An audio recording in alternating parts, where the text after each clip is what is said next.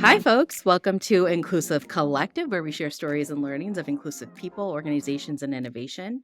I'm your co host, Nadia Butt. I'm an organizational development and belonging strategist. And as always, I am here with my friend, Rob Hadley, a people and culture strategist specializing in DE&I and people analytics. What's good, Rob? Hello, Nadia. Hey. Everything's good. Almost, Yeah. well, not everything. Almost everything's good. Anything exciting happen for you this week? So we do, I think from Halloween on, I basically just write off the entire year, right? So Okay. there's Me so too. I go Halloween to my son's birthday, to Thanksgiving, to the holidays, and to New Year's. And so My once it hits birthday's in there Halloween, too, I by know the it's way. over. Yeah, your birthday. So yeah, so I just write it off. And Yeah. I just try to enjoy it. And, I try to be very mindful and try to slow things down a little bit. So yeah. Yeah. I feel like Target and Costco also feel that way because all I see is holiday decor. Yeah. Yeah. No, it starts, I think I saw Halloween candy, I think in August this year.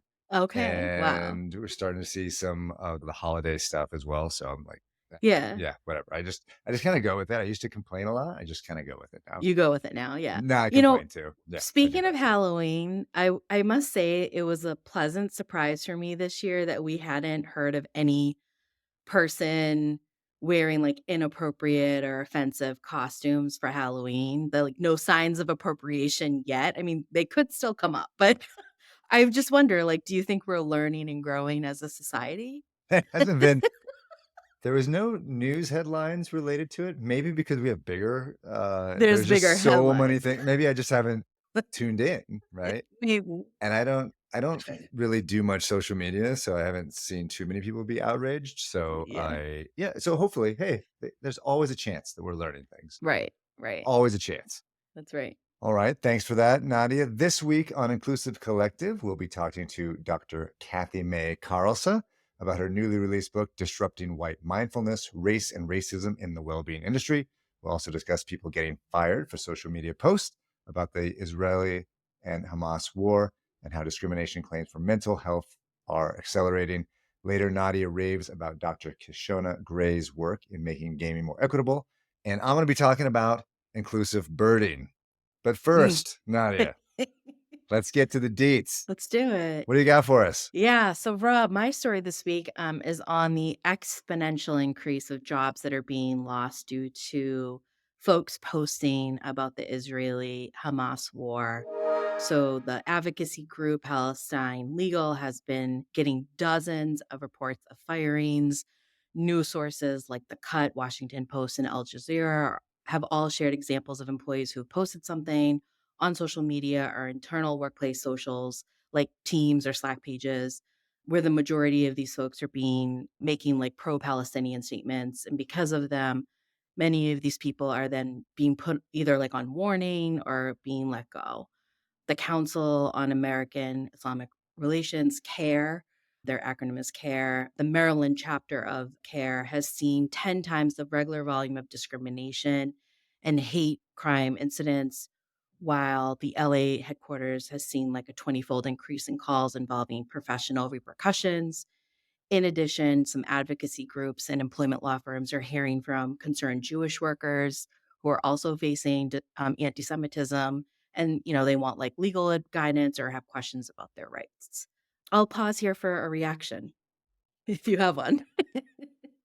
So you sent me some of this information, right? And so let me give you a couple of things, right? Like first of all, I think that people act like especially in some of the articles, they act like posting it to social media is like breathing, right? That they have to do it in order to feel heard, right? And so it's not right. You don't have to post anything.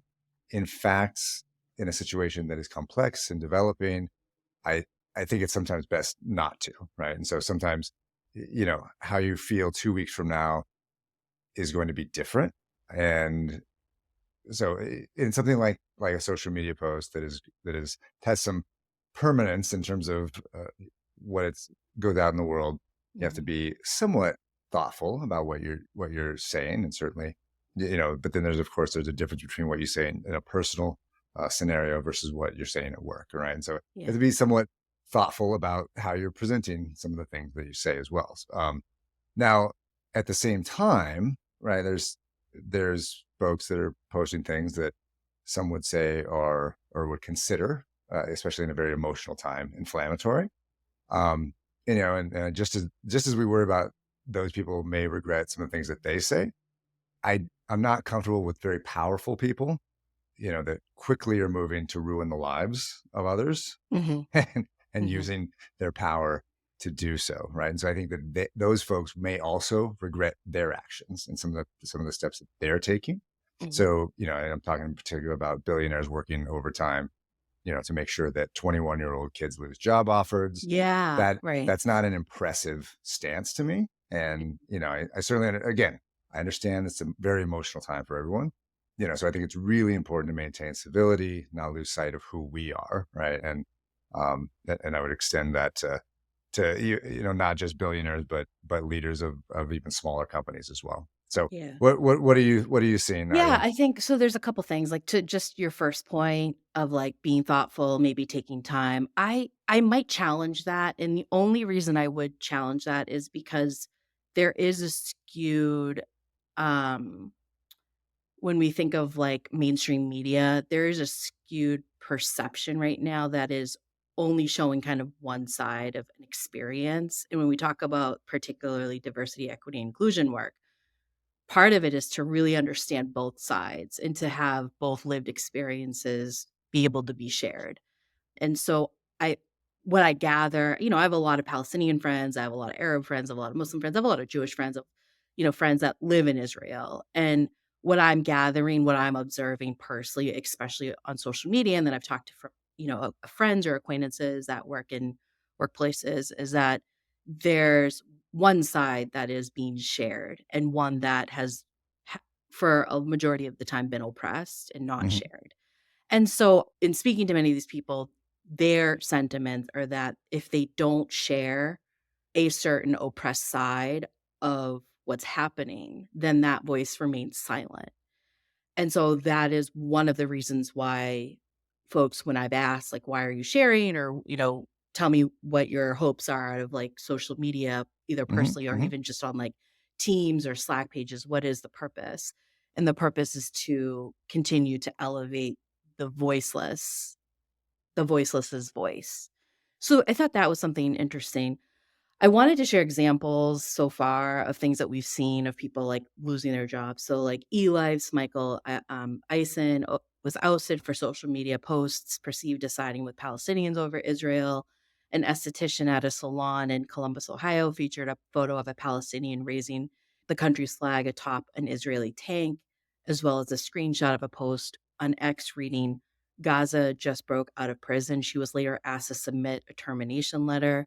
Dr. Zaki Massoud was removed from his resident position at a NYU hospital after he posted the Hamas act was a liberation and revolution. I'm using quotes here in an Instagram story last week. And Dr. Benjamin Neal, head of a renowned cancer center, was sidelined after he was ripped for reposting a slew of anti Palestinian posts on social media. And of course, I don't wanna forget about those students that you kinda mentioned where who are fearing job backlash or the threat of losing future job opportunities for protesting. And, of course, we just heard recently in the last week or so, people who are voluntarily leaving their roles because they don't want to be associated with atrocities that are taking place. So, for example, Craig Mokaber, a top UN official in New York, stepped down, citing genocide of Palestinian civilians and accuses the US, UK, and much of Europe as wholly complicit in this horrific assault. He was recently interviewed. And then, of course, Josh Paul, the director of congressional and public affairs at the Bureau of Political and Military Affairs at the State Department, wrote a 2-page resignation letter that he posted on LinkedIn. So it's been broadcasted all over social media, citing his objection to continued U.S. military assistance to Israel. He worked in the bureau for 10 years, and that bureau oversees arms transfers to foreign nations. I feel bringing up these particular incidences is relevant because to me right now, the workplace is just so interesting with like the threat of losing jobs, the threat of being put on warning.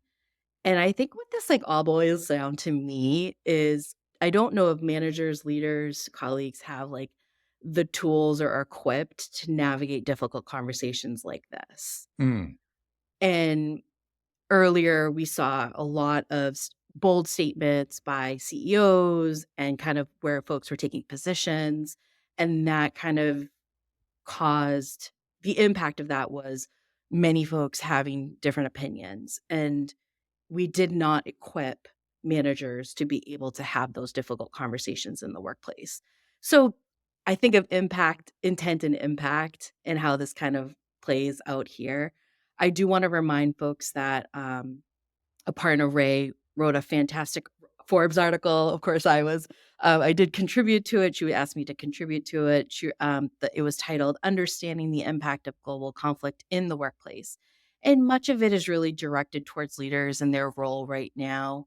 And so, I think it's worth reading. I have heard from folks who have read it and offered that it did provide some great insight and just understanding of some tactical tools they could take to really help in conversations. So, those are my yeah, I thoughts. think That was probably a lengthy thought, yeah, but worth and I discussing. appreciate you laying all that out. I mean, I think that I agree, especially when you think about some of the cases and the examples that you mentioned. The person that made whatever statement in any direction came back and said, either I apologize or I didn't mean it to be insensitive in this way. And that message of, hey, maybe I should have thought it through or talked about it differently was not received as well. Right. And so that and so yeah, we definitely don't have the ability to have good conversations. You talked about companies making statements quickly. And so normally, as I was saying, you'd want to be able to think through all the nuance of a situation. And so you say, hey, maybe you shouldn't have come out and said things that were that someone would perceive as unbalanced to start with.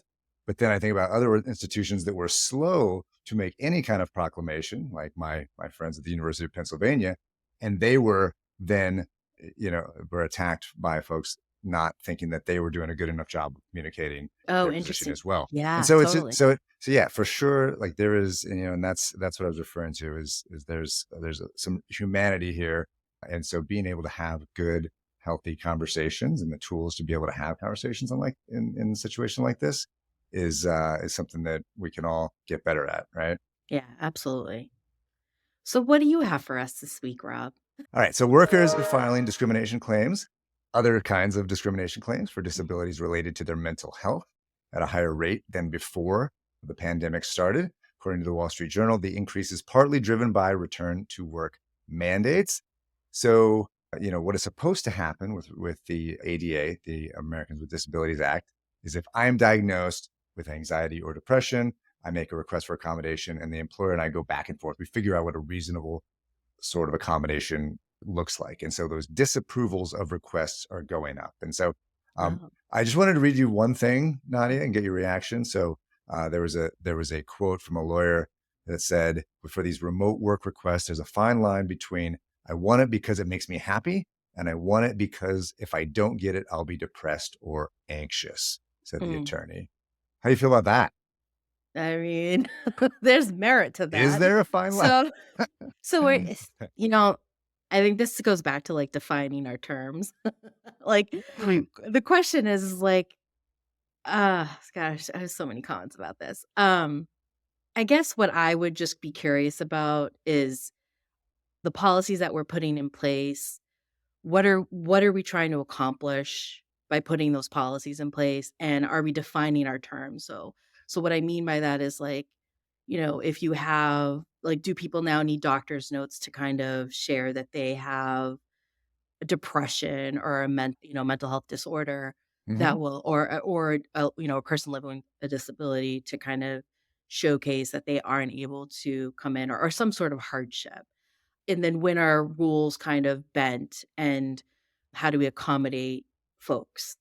And I think this discussion is again, it's having those difficult conversations. And I don't know if managers and HR, folks or employee relations folks are really equipped to have those conversations because oftentimes we put in a policy, but we don't really understand the impact of that policy.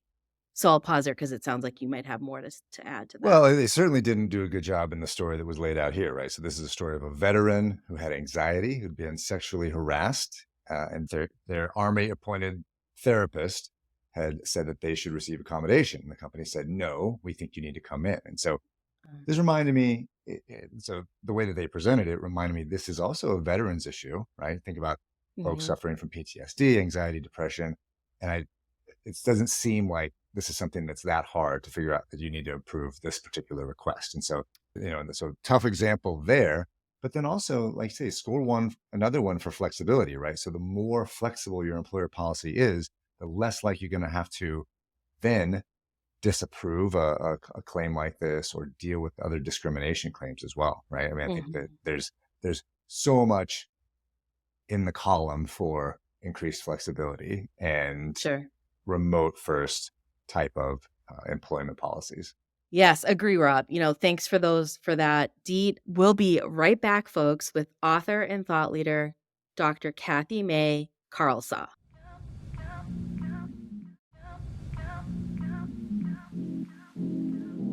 Welcome back, folks. This week on Inclusive Collective, we welcome author of Disrupting White Mindfulness by Cathy-Mae Karelse. Cathy-Mae is an independent specialist with 20 plus years experience in deep systems change and decolonization. As a recognized thought leader in diversity, inclusion, and belonging, she designs and delivers customized change-making strategies to shepherd meaningful transformation. Cathy-Mae has worked with corporates, policy institutes, communities, and global programs around policies and strategies that generate embodied leadership, justice, and well being.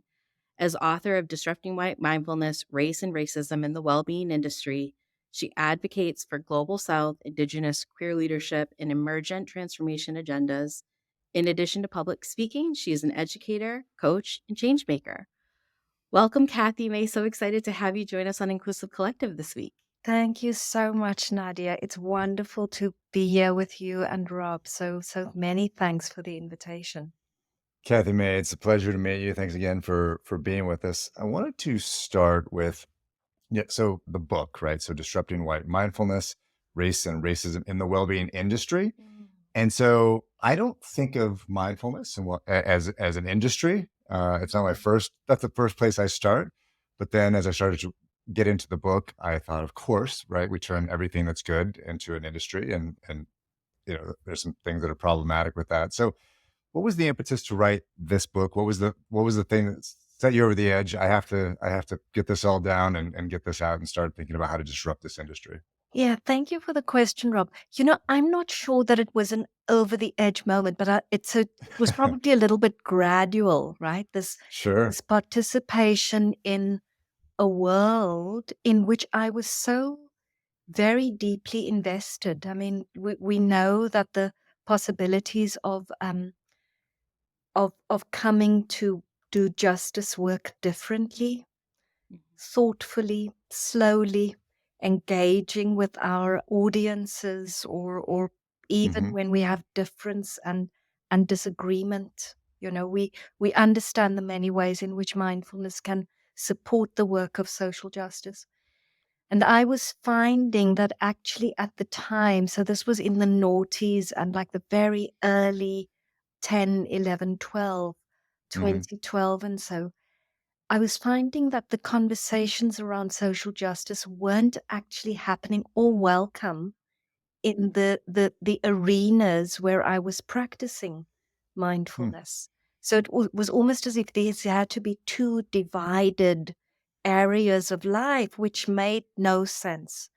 And then more and more people started speaking about white spaces. And I, of course, coming from South Africa, which people won't know, I come from South Africa and I'm very tuned into issues of social justice and race and apartheid, etc. Started realizing that many people were calling for change and becoming frustrated and leaving the sector and doing things differently because the space was not changing. And that really was all of those ingredients really prompted the research, the interest, the inquiry. Yes, thank you. Cathy-Mae, actually, I'm just curious for folks, for our listeners who may not have an understanding of like mindfulness and what that actually means. Could you give us a brief understanding of what is a mindfulness in my mind is like an umbrella of so many different practices, if that's fair to say. Could you elaborate a little bit on what you mean by mindfulness in the workplace, what that might look like for colleagues or our Yeah. leaders? You know, it's such a good question, Nadia, because I think we've adopted an understanding of mindfulness based on a particular interpretation, mostly of Buddhist teachings, right? And we kind of don't call it Buddhist because we don't want it to sound divisive. We don't want it to alienate people, etc. So it's an interesting question that we think of mindfulness as this paying attention on purpose in a particular way, non-judgmentally. So that there's certain attitudes that come with it. There's a sense of self-regulation. But of course, all of us know that mindfulness or contemplative practice and becoming more reflective, turning inwards, even when we're doing this in community. And maybe I should say, especially when we're doing this in community, in circle work. This is found in all of our traditions. So, Mm, so it's not only something that comes from Eastern traditions, and the fact that was so I'm going to say this, it was commodified in particular ways, right? And commercialized. And so we do see mindfulness in workplaces now. And it's often promoted as this idea of self regulation. And there are quite a few problems with that. I mean, what is it that we're needing to regulate in terms of if we're disgruntled about something in the workplace? Are there mm, ways of navigating that? Is our anger or injustices, is that not allowed? Do we just become quiet and placid and, speak very calmly about things? So it's become embroiled with increased productivity. We know that that is not the intention, but unfortunately, unfortunately, these things happen, right? We're in a living world where there are other forces at play. Um, and while that may not have been the intentions of propagating mindfulness so widely in the Western world, it's articulated with all kinds of forces of, and I don't know if I can say this on your podcast, but forces of neoliberalism, forces of whiteness, forces of post-racialism, like we don't see race kind of thing. So for mhm. all of those reasons, what mindfulness becomes reduced to is a set of coping strategies Mm, mhm, rather than this really being able to give expression to insights from taking care and listening to our inner world and our inner landscapes. So it mhm. become much more about control rather than expression and growth and thriving. Yeah, Wow. Okay. little. Yeah, that's amazing. And you also say in the book, and one of the things I found compelling was that the industry generates the very stress that it sets out to relieve, and that it requires meaningful transformation beyond performative diversity. Mm. And so, can you just talk about what do you mean by that, and Yeah. just kind of expand on that a little bit? You know, Rob, I find this question so tender because I think DEI, many people who go into that field do it really wanting to see change. And many times DEI is cosmetic because we end Mm, up including people, who have the right look, who improve representation, including people, but not changing systems and structures at all. mm, You people know this well. And so we end up using these words of diversity and inclusion and improved representation. But actually, all the social norms and the narratives of the structures and systems that we're so keen to change are very firmly in place. Hmm. And so we're including people into exclusive systems. Right. We're actually creating very stressful environments in which commonly Black people, queer people, and I know you use the concept in the States, people of color, have to Hmm. work exceptionally hard to fit into white spaces. Um, and so our corporations, our business places, um, create strategies to be acceptable, you know, to Hmm. change with the times. But fundamentally, we still have this very firm brick wall in place. And of course, the glass ceiling and the glass cliff, etc. That Mm, that doesn't really allow people, that doesn't allow for real transformation of work. Hmm.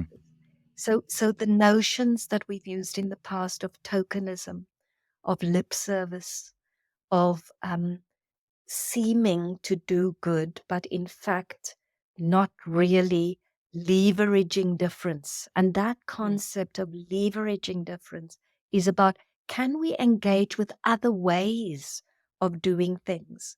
And there seems to be such a preciousness around maintaining the status quo that mhm. those other opportunities are never ever brought to light.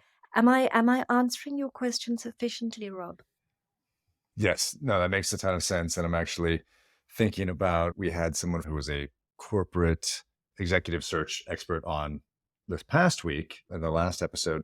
And it's just interesting that they found a very, they expressed a very common, uh, they moved in terms of their answer around some of the performative aspects of the work. And so how that can be very harmful as well. And so it makes a ton of sense. Mm.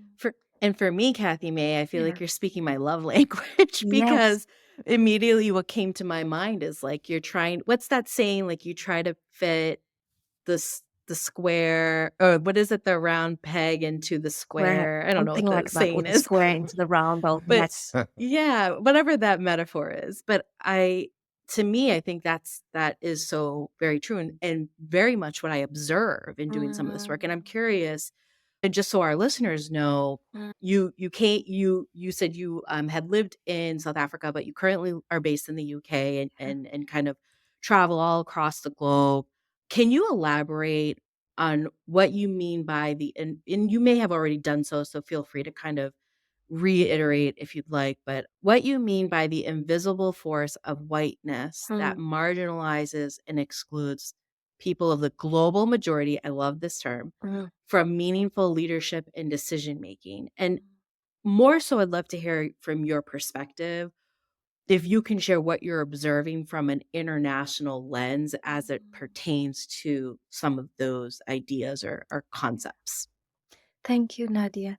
So this notion of people of the global majority is really an attempt, and I forgive me, I forget the author at the moment who developed the concept. It's really an attempt for us to look more plainly at the world in terms of 80% global majority citizens, 20% global minority. And so we see that this is a different way of trying to name a racialized imbalance in terms of power and control. Um, and the concept of whiteness, I am following Bayo Akomolafe's work and just kind of lapping it all up. And he says so beautifully that whiteness is not about white people, it's about structures that mark all of our bodies, right? That put us into little boxes. And of course, growing up in South Africa, of course, we defy the boxes on the classification scheme. So the system, Nadia, that invisibilizes power, because it's really invisibilizing power, and it conducts itself according to certain arrangements and certain modes of operating. So, Mhm, for example, we have the Old Boys Network. mhm, That's a very good example of how business gets done and how wheeling and dealing happens. Right. And sometimes that may include people of the global majority who buy into those systems and structures. Um, I'm thinking Mhm. of Clarence Thomas, right? And Mhm. your Supreme Court system in the state. So Mhm. whiteness, it can be upheld by people of the global majority as well. Um, Yep. and the way in which that works, and we see this working through, coming through the European Enlightenment from the 18th century, where race becomes a way of creating vulnerabilities and creating um, Mm, inequalities that stick, that stick. Mm. And so we see apartheid as may not be legislated, but certainly de facto apartheid all over the world, playing out sometimes in very horrendous ways, as we're seeing at the moment. So, Mhm. so that those systems and those structures commonly invisibilize power and make them seem very normal, and make the arrangements look like we have to aspire to be like that rather than change the structures and the systems. Right. So any attempts to change the status quo is repressed. There are ways of just putting it down, quelling it and putting it down. I'm not sure that I'm answering your question, You Nadia. d No, beautifully, Yeah. beautifully, you answered it. yeah, Absolutely. yeah. I appreciate it. We will have to edit that out because Clarence Thomas is a listener of this show, and so No, we'll just take that little this is piece out. Rob's But sarcasm. everything else was great. But um, so Kathy May, I do want to ask this question. So then, what's the answer? How do we Mhm. decolonize white mindfulness? Right. And furthermore, how do we decolonize anything that's intended to be good, but when it's wrapped in, Yeah. I don't know, call it hyper capitalism or white supremacy, it Mm. sometimes has unintended consequences. Mm. So what are some of your prescriptions Yeah. for the industry? Great that we're going practical. I'm seeing many developments happening outside of white spaces, whereby people are developing programs, ways of being in the world, supporting community programs, projects, collectives that are almost saying, you know what, it's too much hard work trying to change this from the inside. We're actually just carrying on with our own thing. So I think the idea of movement building, Rob, of actually being able to apply um, a different kind of pressure, which isn't centering whiteness, which is just Hmm. developing different systems. I think that's one really important way of changing society. At the same time, I think there are other incredible developments within the states, the work that Policy Link is doing to change corporations by developing standards, to change legislation, to make Mhm. sure Mm, that even at the level of forming corporations, you are required to have a very different looking board from what we mm, commonly see in boardrooms at the moment. So Mhm.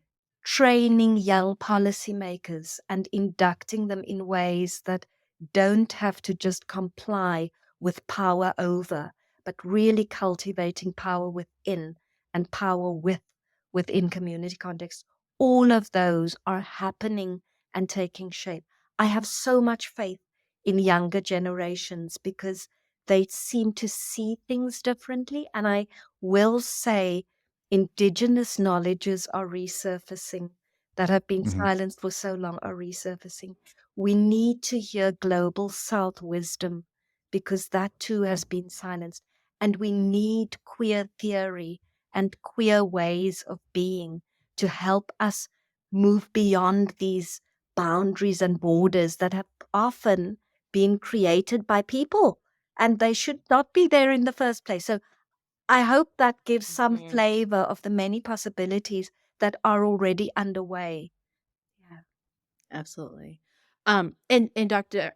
Kathy, may we wrap up with a resource or recommendation from our guest. And I'm actually, if you don't mind, I'd love for you to share as your resource, if it's okay with you, for you to share more about the work you're doing at the Mindfulness Institute, particularly the Climate Youth Resilience. Yeah. Maybe talk a little bit more or share a little bit about the mission and what you're hoping to accomplish there. Thank you so much for that invitation, Nadia. So the Mindfulness Initiative is doing climate youth resilience work. And we in fact have just launched our survey to go out to climate youth organizations. And we're wanting to understand whether, given the increase in climate related mental health, climate emotions, climate distress, whether organizations are using contemplative practice. So we're very interested in the inner landscape. We're a policy think and do tank, but we're very concerned with, are we cultivating this inner work sufficiently to support climate resilience within organizations, within communities? We are reaching out globally. Again, we are foregrounding global South Indigenous and queer knowledges, but it's a global survey, it's global work. And our idea, our intention is to actually plug resource gaps when we find these. So we're expecting that most organizations don't necessarily use contemplative practices, which include mindfulness and compassion, but also include dance, joy making, sitting together in circle, etc., talking, being still, being silent, all of the contemplative practices that are known or that we are yet to discover. And we would work with organizations collaboratively to co-create resources where these are missing, and then make sure that we are networking all these organizations to create more of a global community that is That's suitable and wonderful. purposeful for their needs. Wonderful. I mean, that is amazing. And we'll be sure to share in our show notes the information and links to that great work you're doing. Thank you. Um, Dr. Cathy-Mae Karelse, thank you so much for joining us this week on Inclusive Collective. What a pleasure it's been. Such a pleasure for me. Thank you both so much. Great, great, heartful appreciation to you. Many thanks. Thank you. Stay with us, folks. We'll be right back for our con reflections and raves and rants.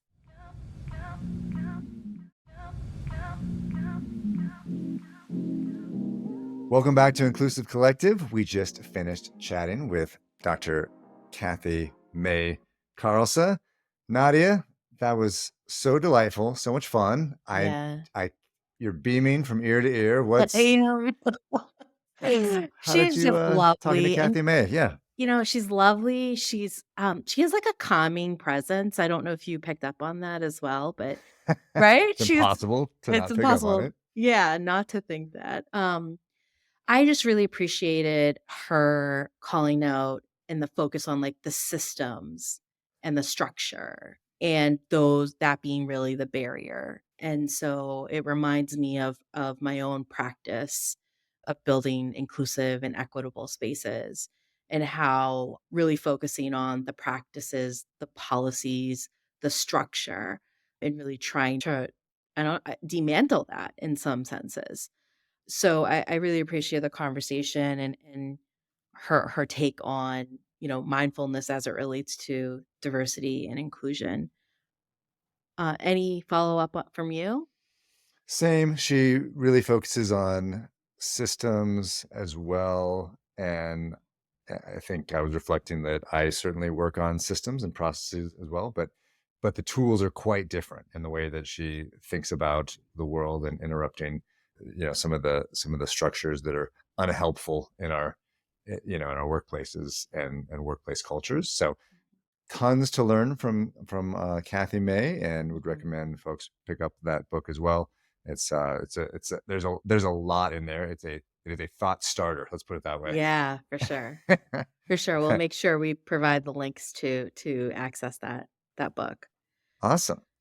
Rob, I've been really reflecting about some of the conversation that we had earlier regarding Israel and Hamas, the war, and genocide and the atrocities that are happening. And I just wanted to mention, of course, no form of, anti-Semitism or Islamophobia or any sort of hate crime, discrimination, xenophobia is ever okay. There, should be policies in place for hate crimes, bias, discrimination of that nature. And I also believe that we should define our terms. I'm a big believer of that. As you know, I've said that so many times on this podcast. I read a post that I'd like to share. Jesse Mechanic, a writer for Huffington Post, a journalist, writes this, and I wanted to share. No more false binaries is what he labels this. If you're calling for a cease and I'm quoting here, so if you're calling for a ceasefire, it doesn't mean that you support Hamas or that you don't care about Israeli hostages. If you oppose the Israeli government, it doesn't mean that you're anti-Semitic. If you want to end the occupation, it doesn't mean that you don't care about the lives of the Israeli people or that you don't take anti-Semitism seriously. If you're speaking out against the catastrophic siege of Gaza, it doesn't mean that you aren't grieving for the lives lost in Israel as well.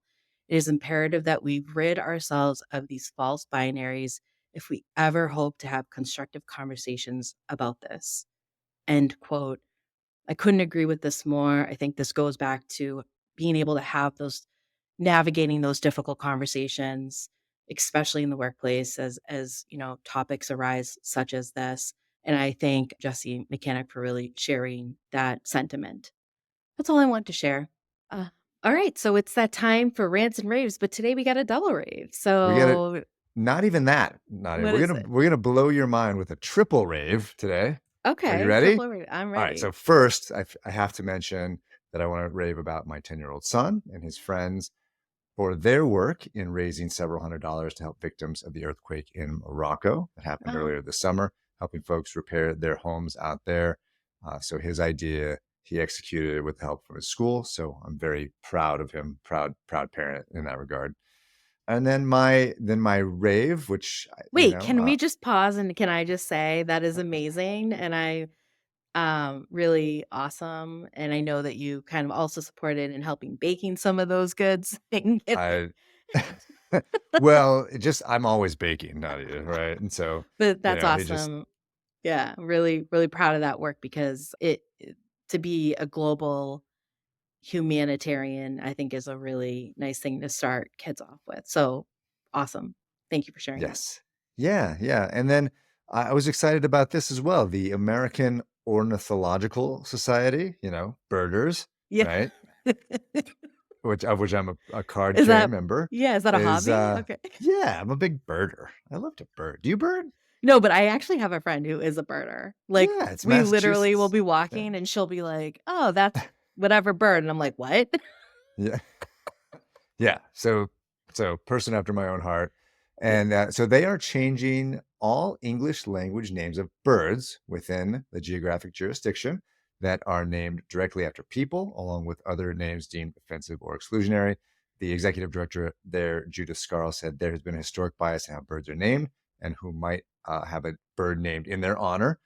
And exclusionary naming conventions developed in the 1800s, clouded by racism and misogyny, don't work for us today. So cheers to the AOS, which that's what I call Alright. them. Yeah, Amazing. I love that. Very cool. I'll have to see what types of birds are in my neck of the woods to get out there, get yeah, out get there. out there. Get out. Exactly. Well, my rave today is Dr. Kashona Gray, a brilliant scholar and professor at the University of Illinois at Chicago, studies games and their intersections with factors like gender and race and with the Black experience. And she was eager to learn about the Pokemon game, for example, one of the games that she was kind of looking into. And she argues that in her research, the creators of games and technology like Pokemon ignore real world factors like the legacies of redlining, slavery, and Jim Crow. Many of kind of the creators of these games consider it irrelevant to their work. And what ends up happening then, she finds, is that it perpetuates those same disparities in the digital space. I just found that so fascinating. So I wanted to call out her work. She's written many books about this topic and provides methods on how to mitigate that bias. Just really cool people doing really cool things that like I would never have known about had I not been just kind of, working my way through D&I news. Um, Yeah, yeah. yeah, so Another on to a great Shingon. reason not to let your kids play video games. Just There you don't go. let it happen. It's not good for you. And Not good for instead, baked anyone. goods. Yep. Yeah, baked goods. Try to do something good. Yeah. Yeah, for the world. Uh, Yeah. I love that. All right, Nadia. Fun episode. That's it for Inclusive Collective. This is just our friendly reminder that if you're looking for DEI and workplace culture, strategy, consulting, problem solving, or training, you can reach Nadia at nazconsultants.com and Rob at tacanoconsulting.com. Inclusive Collective is a production of Rifelion Media and edited by Ari Bethea. We would love to hear from you, so send us your feedback at inclusivecollective@rifelion.com. You can find us on LinkedIn, YouTube, Instagram, Facebook, and TikTok. Be sure to check in with us on LinkedIn so you can subscribe to the IC monthly newsletter. If you like what you heard, be sure to subscribe and rate us wherever you get your podcast. Thanks again to our guest, Dr. Cathy-Mae Karelse. We'll be back next week. Nadia, stay well. Be well.